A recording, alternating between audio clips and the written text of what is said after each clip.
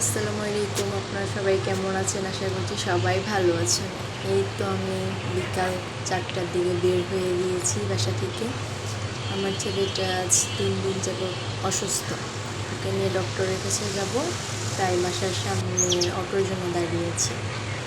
তো একটু ভিডিও করে নিলাম। আমাদের এখানে বিল্ডিংয়ের কাজ চলতেছে, এখন অটোতে উঠে চলে যাচ্ছি।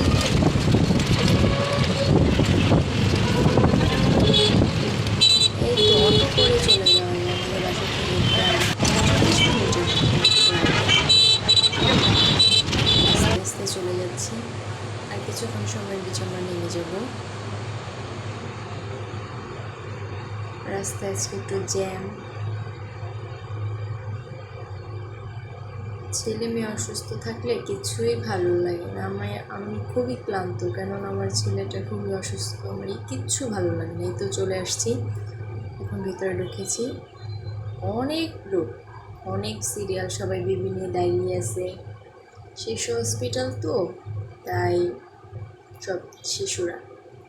ওকে, আল্লাহ হাফেজ, সবাই ভালো থাকবেন।